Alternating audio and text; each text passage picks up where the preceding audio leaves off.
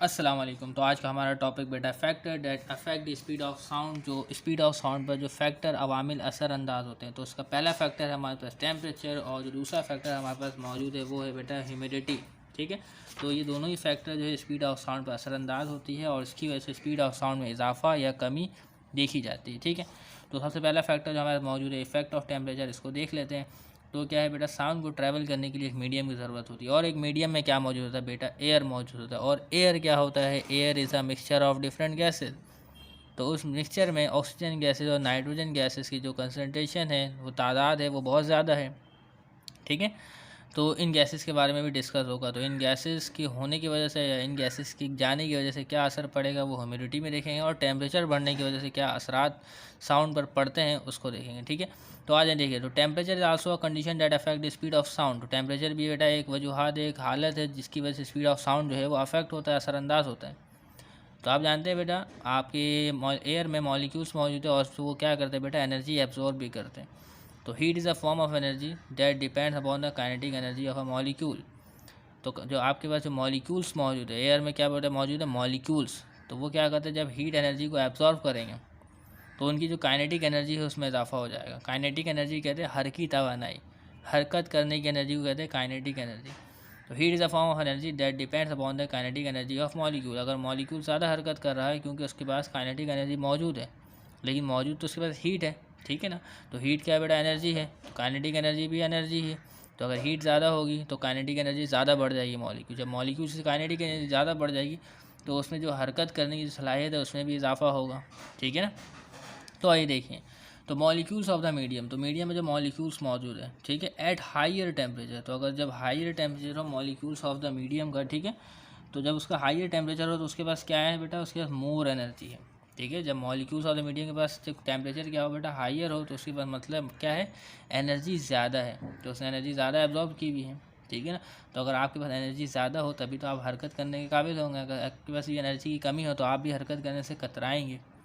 ठीक है, तो दस they can vibrate at a faster eight a higher rate. तो अगर मॉलिक्यूल के पास टेम्परेचर ज़्यादा है तो मतलब एनर्जी ज़्यादा है, तो जब एनर्जी ज़्यादा है तो वाइब्रेट करेंगे हाइयर रेट से, यानी उसकी हरकत करने की, वाइब्रेट करने की जो स्पीड होगी वो क्या होगी बेटा, ज़्यादा होगी। तो आप जानते हैं साउंड वेव जो ट्रैवल करती हैं वो लॉन्गिट्यूडनल वेव्स की मदद से करती है। तो इसमें क्या है बेटा, जो मॉलिक्यूल्स मौजूद होते हैं वो कंप्रेशन, रेरिफिकेशन और मॉलिक्यूल्स वाइब्रेट करते हैं। क्या करते हैं बेटा, वाइब्रेट करते हैं। तो मॉलिक्यूल्स क्या है बेटा, टेम्परेचर ज़्यादा होगा तो एनर्जी ज़्यादा होगी, एनर्जी ज़्यादा होगी तो वाइब्रेट क्या करेंगे बेटा, एट अ हाइयर रेट। तो as a molecule vibrate faster, तो जैसे जैसे मॉलिक्यूल वाइब्रेट करेगा फास्टर तो जाहिर सी बात है sound waves can travel more quickly. तो मॉलिक्यूल वाइब्रेट करेगा फास्टर तो साउंड वेव भी ट्रैवल होगी मोर क्विकली। तो speed of sound at room temperature बेटा 25 डिग्री सेंटीग्रेड को कहते हैं। तो उसमें जो हमारे पास मौजूद है वो है 346 मीटर पर सेकेंड। ठीक है, लेकिन इससे पहले जो मैंने आपको पढ़ाया था, अगर आपने मेरी वीडियो फॉलो की है, तो उसमें जो स्पीड ऑफ साउंड एयर में मौजूद है वो है 340, ठीक है, मीटर पर सेकेंड। और ये भी बेटा 25 डिग्री सेंटीग्रेड पर है। ठीक है, स्टैंडर्ड टेम्परेचर, रूम टेम्परेचर। और यहाँ पे भी बेटा 25 डिग्री सेंटीग्रेड पर जो हमारे पास लिखी गई स्पीड ऑफ साउंड वो लिखी हुई 346 मीटर पर सेकेंड। तो ऐसा होता रहता है, हो सकता है ये टेबल कहीं और से कॉपी की गई हो, ठीक है, या किसी और ने बनाई हो, ठीक है, और इसको लिखा किसी और ने, तो फिर तो ऐसे MCQs आपके पास नहीं आएंगे क्योंकि यहाँ पे इख्तलाफात पाए जाते हैं। ठीक है, यहाँ पे 340 है, यहाँ पे 346 है, तो इससे कोई मसला नहीं। आप इसमें इतना फोकस ना करें, बस आप इतना याद रखें। तो आप एक एवरेज भी याद रख सकते हैं 340 मीटर पर सेकेंड। तो 340 को याद रखने की कोई ज़रूरत नहीं है। तो ज़्यादातर 340 मीटर पर सेकेंड ही चल रहा होता है, और कहीं 343 भी लिखा हुआ होता है तो कोई इशू नहीं। तो जो स्पीड ऑफ साउंड जो अप्रॉक्स है हमारे पास 25 डिग्री सेंटीग्रेड, वो 346 मीटर पर सेकेंड यहाँ लिखा हुआ है, यहाँ 340। तो खैर, तो it is faster than 331 metre per second. ठीक है, तो पहले हमें बताया नहीं कि भाई 0 डिग्री सेंटीग्रेड स्पीड क्या है, वो डायरेक्ट हमें डिस्कस कर लिया। खैर, तो which is the speed of sound in air at 0 centigrade. तो 0 डिग्री सेंटीग्रेड जो स्पीड ऑफ साउंड है वो क्या है बेटा, 331 मीटर पर सेकेंड है। तो इट इज़ फास्टर दैन, ठीक है, 346 मीटर पर सेकेंड। तो स्पीड ऑफ साउंड जो आपके पास 25 डिग्री सेंटीग्रेड पर वो है 346 मीटर पर सेकेंड, और 0 सेंटीग्रेड पर है बेटा 331 मीटर पर सेकेंड। तो इंग्लिश में आप रद्दोबदल कर सकते हैं, कोई इशू नहीं है, आप इंग्लिश रद्दोबदल कर लीजिएगा। ओके, तो आगे बढ़ते ज़रा देखते हैं।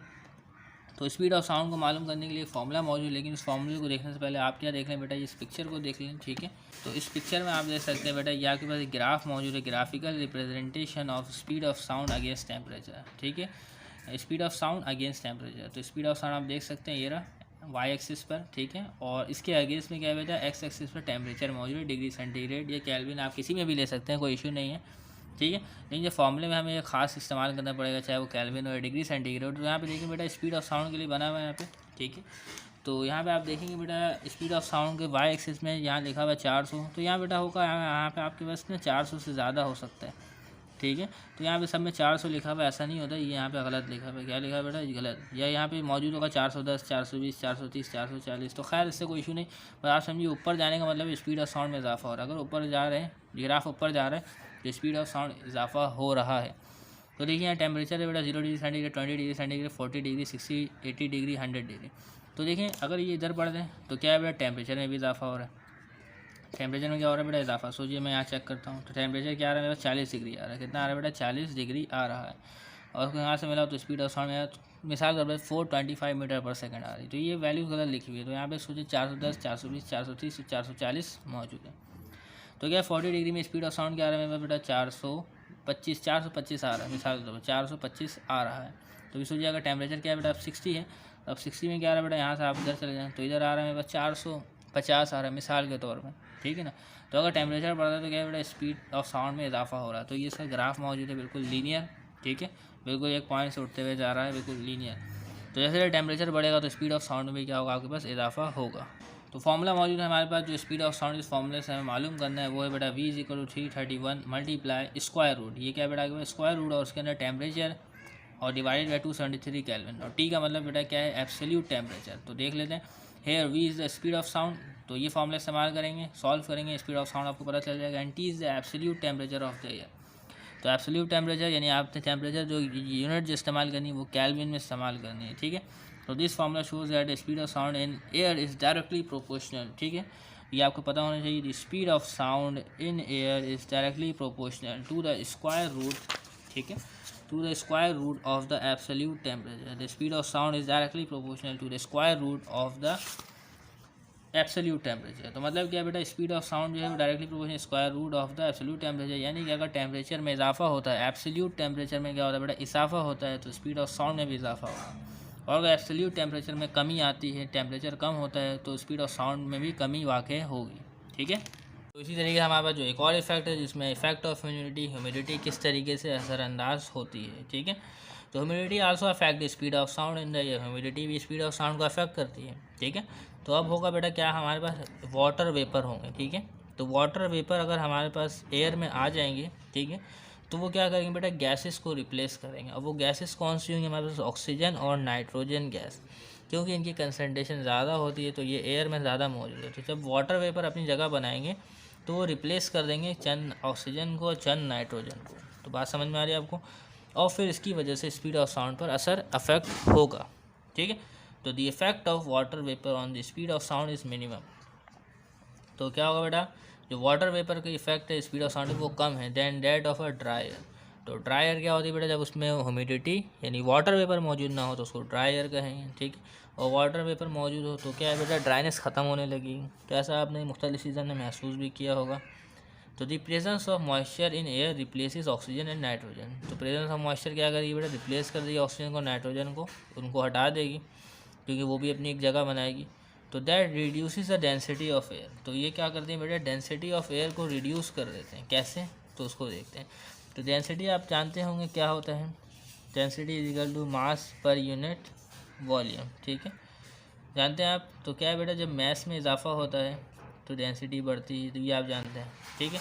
और जब वॉल्यूम में इजाफा होता है, ठीक है, तो क्या होता है बेटा डेंसिटी में कमी होती है, ये भी आपको पता होगा, क्योंकि डेंसिटी और मास के साथ डायरेक्टली रिलेशन है और इसके साथ इन्वर्स रिलेशन है, ठीक है ना। क्या है बेटा, इन्वर्स रिलेशन है। मास में इजाफा होगा, डेंसिटी में इजाफा होगा। अगर वॉल्यूम बढ़ेगा तो डेंसिटी में कमी वाक़ई होती है, ठीक है ना। तो अभी आए देखें, तो क्या होता है बेटा, दैट रिड्यूसेस द डेंसिटी। तो जब वाटर वेपर रिप्लेस करिए ऑक्सीजन नाइट्रोजन को, तो उससे क्या होगा बेटा, डेंसिटी ऑफ एयर में कमी आएगी। कैसे, because the molecular mass of water is 18। तो वाटर का जो मॉलिक्यूलर मास आके बस 18 है, ठीक है।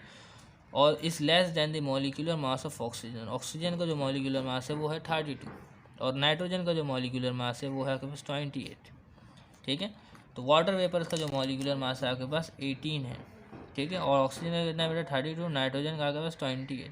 तो देखिए मैस पहले ज़्यादा था एयर में ऑक्सीजन और नाइट्रोजन की वजह से, तो अब उसकी जगह ले ली बेटा किसने, वाटर वेपर ने। तो मैस में क्या हो गई बेटा, कमी वाक़ हो गई। तो जब क्या है बेटा, मैस में कमी वाक़ होती है तो डेंसिटी में भी कमी वाक़ होती है। तो ये डायरेक्ट रिलेशन है, मैस बढ़ेगा तो डेंसिटी बढ़ेगी, और अगर मैस में कमी वाक़ होगी तो डेंसिटी में भी कमी वाक़ होगी, ठीक है ना।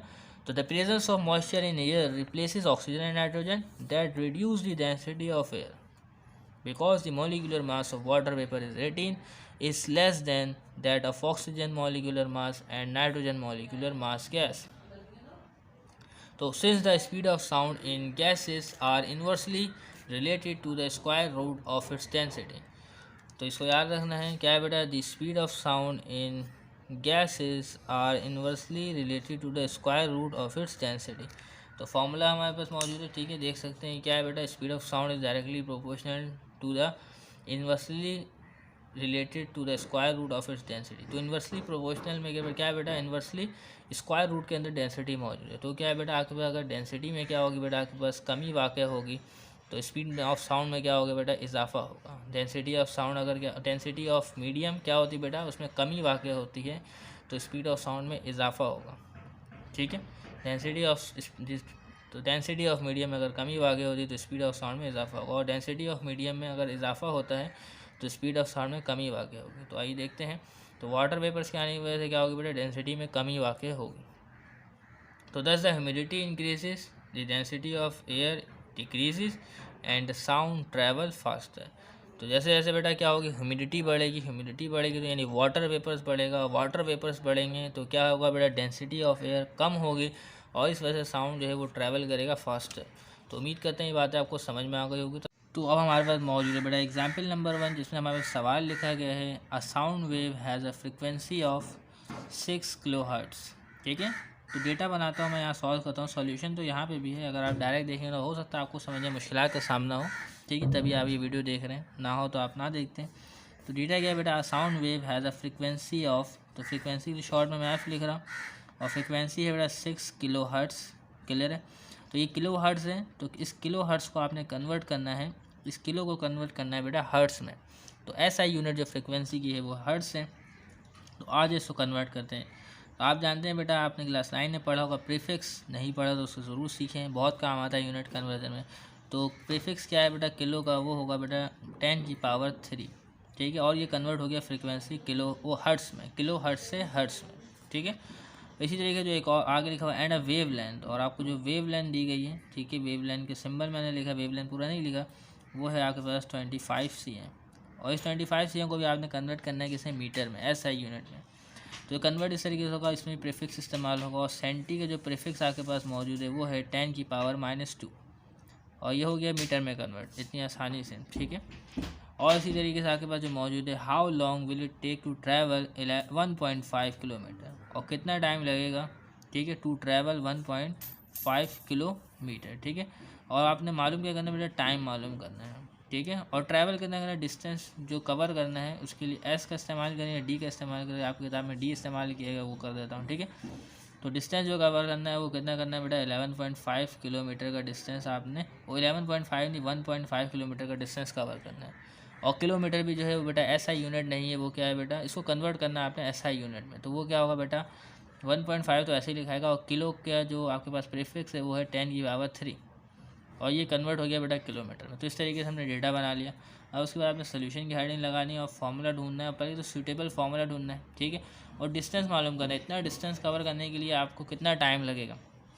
तो डिस्टेंस का फॉर्मूला है, क्लास 9 काइनेमेटिक्स में आपने पढ़ा होगा, क्या पढ़ा था बेटा, V = D/T या S/T। तो मुख्तलिफ भी लिख सकते हैं, डिस्टेंस के लिए S भी इस्तेमाल होता रहा है और S भी होता रहा है, ठीक है ना। तो टाइम मालूम करने के लिए हमें अगर टाइम को अरेंज करें तो क्या होगा बेटा, T उधर जाएगा इस तरफ और D/V हो जाएगा, T/V, इस तरीके से हम टाइम मालूम कर सकते हैं। तो टाइम मालूम करने के लिए हमें क्या चाहिए बेटा, डिस्टेंस तो मौजूद है, वेलोसिटी नहीं है, स्पीड नहीं है। तो स्पीड मालूम करने के लिए क्या करना पड़ेगा बेटा, पहले हम वेव स्पीड मालूम कर लेते हैं। क्या मालूम करते हैं बेटा, वेव स्पीड। और आपने वेव स्पीड का फॉर्मूला पढ़ा है, क्या होता है, V = F लैम्डा। तो by using the formula of wave speed, ठीक है, मैं बोल रहा हूँ आप समझ गए हो यकीनन। V = क्या है बेटा, F लैम्डा। इसमें आप वैल्यू पुट करेंगे, फ्रिक्वेंसी की वैल्यू क्या पुट करेंगे बेटा, ये वाली कि ये वाली, तो वो क्या हो गया हमारे पास, ठीक है। किताब में कुछ और लिखा हुआ, किताब में आप देख सकते हैं यहाँ पे 6000 लिखा हुआ है, तो इससे कोई मसला नहीं होता, ठीक है। साइंटिफिक नोटेशन में क्या है बेटा, साइंटिफिक नोटेशन में तो फ्रिक्वेंसी की वैल्यू मैं लिखता हूँ 6 × 10⁻³ और हर्ट्स, ठीक है। यूनिट भी लिखते हैं अक्सर बेशतर, डायमेंशन एनालिसिस करा कीजिए, सीखा करिए, जहाँ मसला हो तो वहाँ छोड़ दिया करिए, कोई इशू नहीं होगा।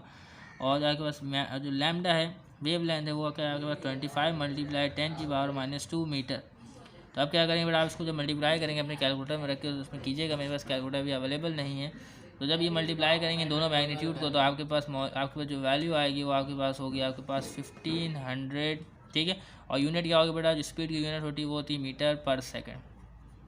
तो इस तरीके से आगे स्पीड की यूनिट आ जाएगी। तो यहाँ पे अगर आप देखेंगे यूनिट यहाँ पे हर्ट्स है और यहाँ पे मीटर है, और मीटर और हर्ट्स मिला के मीटर/सेकंड कैसे बना, तो बेटा फ्रिक्वेंसी की एक और यूनिट होती है, क्या होती है बेटा, सेकंड इन्वर्स। तो हर्ट्स की जगह मैं सेकंड इन्वर्स लिखता हूँ तो ये बन जाता है मीटर/सेकंड। तो इस तरीके जो स्पीड ऑफ साउंड आ गए हमारे पास, वो क्या आ गई बेटा 1500 मीटर/सेकंड। और हमें मालूम क्या करना है बेटा, टाइम मालूम करना है कि इतने मीटर ट्रैवल करने के लिए कितना वक्त लगेगा। तो ये फार्मूला इस्तेमाल करेंगे हम। फार्मूला क्या है बेटा हमारे पास, तो 4 यहाँ पर आप लिख सकते हैं 4 टाइम, ठीक है, 4 टाइम। फार्मूला आपके पास जानते हैं क्या है बेटा, v=d/d, ये एक फार्मूला है, ठीक है। इसमें आप लिख भी सकते हैं कि speed = distance divided by time, distance travel by time, ठीक है ना, लिख सकते हैं, ऐसे लिख लें ज़्यादा बेहतर है, ठीक है। स्पीड = डिस्टेंस और ट्रैवल डिवाइडेड बाय टाइम। तो क्या होगा बेटा, स्पीड की जगह आएगा v, डिस्टेंस के लिए d, टाइम के लिए t। तो उससे आप मालूम करना आपने टाइम को, टाइम इधर भेजें और v इधर, तो t = d/v।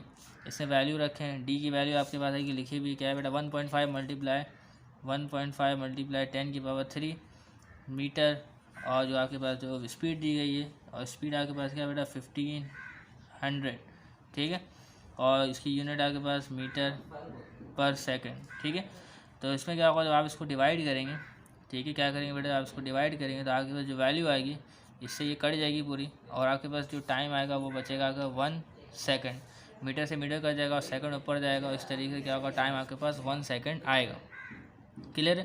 तो आप सोच रहे होंगे ये 1.5 × 10⁻³ कैसे कट गया, 1500 है। तो बेटा ये साइंटिफिक नोटेशन में लिखा हुआ है 1.5 × 10⁻³ तो अगर मैं 1.5 को चाहूँ उसको साइंटिफिक नोटेशन से दोबारा ऑर्डिनरी फॉर्म में ले आऊँ, तो क्या होगा बेटा, पॉइंट के बाद टोटल 3 नंबर मौजूद होंगे, एक नंबर तो मौजूद है, तो 3 नंबर हो गए मौजूद, और इस तरीके से क्या बेटा 1500 हो गया। तो 1500 से कट गया और टाइम हमारे पास आया 1 सेकंड। तो इतने मीटर को ट्रैवल करने के लिए साउंड वेव को, ठीक है, और ये इतना मीटर जो बराबर आपके पास ये 1500 मीटर के बराबर, तो 1500 मीटर ट्रैवल करने के लिए 1 सेकंड लगेगा, अगर उसकी फ्रीक्वेंसी और वेव लेंथ ये मौजूद है हमारे पास। तो इस तरीके से जो एग्जाम्पल 1 है वो हमने सॉल्व कर लिया। तो बढ़ते हैं एग्जाम्पल नंबर 2 की तरफ। तो एग्जाम्पल नंबर 2 के साथ मौजूद है, जिसमें हमें मालूम करना है calculate the speed of sound in air at 30 degree centigrade. तो 30 डिग्री आपने मालूम करना है, और गिवन है आपको, given the speed of sound eight 0 degree centigrade 331 metre per second. तो 331 मीटर/सेकंड ये क्या आपके पास कांस्टेंट है, और स्पीड ऑफ साउंड को मालूम करने का फॉर्मूला आपके पास मुझे v = 331, ठीक है, multiply √ of absolute temperature divided by 273। तो ये फार्मूला इस्तेमाल होगा और इससे मालूम करेंगे स्पीड ऑफ साउंड, ठीक है। तो इसमें हमें सिर्फ एक ही चीज़ की ज़रूरत है, और वो क्या है बेटा, एक एब्सोल्यूट टेम्परेचर चाहिए, ठीक है, एक सिर्फ एब्सोल्यूट टेम्परेचर चाहिए। ये 0 डिग्री का टेम्परेचर मौजूद है, ये किसका टेम्परेचर मौजूद है बेटा, 0 डिग्री। और 0 डिग्री सेंटीग्रेड बराबर होता है किसके, 273 केल्विन के बराबर होता है। कैसे आता है बेटा, 0 डिग्री सेंटीग्रेड आप जमा करेंगे 273, तो ये बराबर होगा 273 केल्विन के। क्लियर है। तो सीख लीजिएगा भी किस तरीके से होगा। तो आ जाए एग्जाम्पल क्या कर रहे हैं बेटा, 2 कर रहे हैं, जिसका डेटा बनाते हैं, ठीक है। तो हमें दिया गया है, ठीक है, स्पीड ऑफ साउंड क्या दी गई बेटा, speed of sound eight 0 degree centigrade in air, ठीक है, और वो हमारे पास मौजूद है वो है हमारे पास 331 मीटर/सेकंड। ये लिख दिया, ठीक है, ज़रूरत नहीं है हमें, फॉर्मूले में इसकी ज़रूरत नहीं है, बिल्कुल भी फॉर्मूले में इसकी ज़रूरत नहीं है। खैर मालूम क्या करना है वो लिख देते हैं, ठीक है। तो स्पीड ऑफ साउंड, ठीक है, speed of sound eight 30 degree centigrade in air मालूम करना है। तो आज मालूम करते हैं, फॉर्मूला लगाते हैं। फॉर्मूला हमारे पास है v = 331, ये 0 डिग्री सेंटीग्रेड का टाइम ये स्पीड है, ठीक है, मल्टीप्लाई स्क्वायर रूट आपके पास आएगा t डिवाइडेड बाई 273, और ये 273 क्या है बेटा, 0 डिग्री सेंटीग्रेड बराबर होता है केल्विन के, ये वो लिखा हुआ है, ठीक है। क्लियर है। तो आज आगे बढ़ते हैं। तो v = 331 मल्टीप्लाई टी में आपके पास क्या आएगा बेटा, टी में आपके पास आएगा टेम्परेचर, और टेम्परेचर आपके पास क्या है एट 30 डिग्री सेंटीग्रेड मालूम करना है, एट 30 डिग्री सेंटीग्रेड आपने मालूम करना है। तो यहाँ पे आप लिखेंगे बेटा 30 नहीं 30 नहीं लिखेंगे, क्या लिखेंगे बेटा, इसको कन्वर्ट करेंगे, क्या करेंगे बेटा, कन्वर्ट करेंगे। तो 30 को आप कन्वर्ट करेंगे बेटा केल्विन में, किस में कन्वर्ट करेंगे बेटा, केल्विन। तो टेम्परेचर आपको दिया गया है बेटा 30 डिग्री सेंटीग्रेड, तो यहीं पे आप कन्वर्ट कर लेते हैं, ठीक है। तो 30 डिग्री सेंटीग्रेड आपने कन्वर्ट करना है किसमें बेटा, केल्विन में। तो आपने क्या करना है बेटा 30 में प्लस कर देना है 273, और जब 273 से प्लस हो जाएगा तो आपके पास आएगा 303 केल्विन, ठीक है। तो केल्विन में कन्वर्ट होगी टेम्परेचर, तो यहाँ पे आपने इस्तेमाल करना है 303 केल्विन, डिवाइड करना है 273 से, ठीक है। तो अभी आप अंदर यूनिट लिखना चाहें तो लिख लें, ना लिखना चाहें ना लिखें, ठीक है। लिखना चाहते हैं लिख लें। यहाँ पे क्या आएगा बेटा के, यहाँ पे भी आएगा आपके पास के, क्योंकि दोनों टेम्परेचर इसका पता होना चाहिए हमें। तो आप क्या है बेटा बारी बारी इसको सॉल्व करेंगे। तो पहले आप इन मामलों को सॉल्व करेंगे जो स्क्वायर रूट के अंदर मौजूद है। तो जब आप इसको सॉल्व करेंगे, स्क्वायर रूट के अंदर मौजूद है, ये मौजूद है, इसको सब सॉल्व करेंगे, ठीक है। तो वैल्यू आती है हमारे पास 1.1099, ठीक है। इसको सॉल्व कर लिया। अब क्या है बेटा, ये स्क्वायर रूट के आप स्क्वायर रूट का बटन दबाएंगे कैलकुलेटर में, उस वैल्यू को लिखेंगे तो 331। तो ये जब वैल्यू पूरी सॉल्व हो जाएगी तो आपके पास आएगा बेटा 1.05352, ठीक है। अब इन दोनों वैल्यू को आपने मल्टीप्लाई करना है तो आपके पास आएगा 348.7 मीटर पर सेकंड। तो इस तरीके से आपको स्पीड ऑफ साउंड पता चल गई कब, एट 30 डिग्री सेंटीग्रेड, ठीक है। जब भी स्पीड ऑफ साउंड मालूम करेंगे तो आपने इसको केल्विन में कन्वर्ट करना ज़रूरी है।